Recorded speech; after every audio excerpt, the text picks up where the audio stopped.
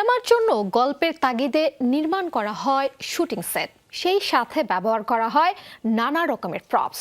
তবে সিনেমার জন্য নতুন ভাষা আবিষ্কারের কথা শোনা যায় না সচরাচর।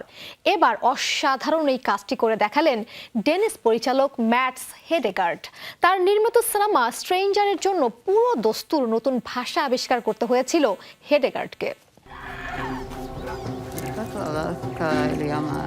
অভিনয়ের আসলে কোনো ভাষা নেই, এক্সপ্রেশন অঙ্গভঙ্গির মাধ্যমে অভিনেতারা দর্শকদের তা বুঝিয়ে দেন। তবে এবার ব্যতিক্রম কিছু করে দেখালেন নির্মাতা ম্যাটস হেডেগার্ড। তার সিনেমা স্ট্রেঞ্জার্স মূলত প্রস্তর যুগের কাহিনী নিয়ে নির্মিত। গল্পের তাগিদে নতুন একটি ভাষার আবিষ্কার করতে হয়েছে নির্মাতাকে। মূলত আগে বেশ কিছু ডকুমেন্টারি সিনেমা নির্মাণের অভিজ্ঞতা ছিল ম্যাটস হেডেগার্ডের। এই অভিজ্ঞতাকে কাজে লাগিয়েছেন পরিচালক।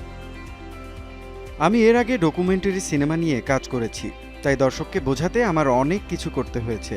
আমার এমন মনোভাব ছিল যে অভিনেতারা সেটে ড্যানিশ বা ইংরেজিতে কথা বলবে, তাদের সিনেমায় কাজ করাবো না।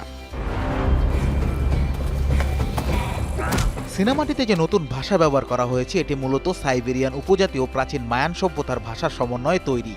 এমনকি তার্কিশ কিছু উপভাষাও ব্যবহার করা হয়েছে সিনেমায়। নতুন ভাষার ব্যবহার ও ভাষা খোঁজার প্রক্রিয়া বর্ণনা করেন নির্মাতা।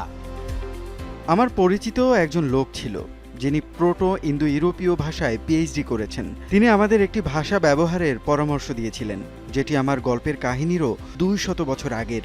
আমি তাকে জিজ্ঞেস করি আমাকে কি নতুন কিছু দিতে পারবেন। তিনি সাইবেরিয়ান উপজাতিদের ভাষা ও প্রাচীন মায়ানদের ভাষার সাথে একত্রিত করে এটি তৈরি করেছিলেন, যেখানে আবার তার্কিশ কিছু উপভাষাও ব্যবহার করা হয়েছে। আমরা একটি অভিধান ও ব্যাকরণগত নিয়মের জন্য বই তৈরি করেছিলাম। তবে আমার খুব খারাপ লাগছে সিনেমায় অভিনয় শিল্পীদের কথা ভেবে। নিজেদের সংলাপের পাশাপাশি তাদের আরও অনেক কিছু শিখতে হয়েছে। জানা যায় ভাষা তৈরি করা সেই ব্যক্তির নাম ছিল টভিয়াস। সিনেমার সেটে প্রতিনিয়ত উপস্থিত থাকতেন তিনি। ভাষাটির উচ্চারণে অভিনয় শিল্পীদের ব্যাপক সহায়তা করেছিলেন টভিয়াস। পরিচালকের মতে প্রথমে ভাষাটি কঠিন মনে হলেও সবার সহযোগিতায় আস্তে আস্তে এটি সবার বোধগম্য হয়ে ওঠে। Anas Imran, showbiz tonight.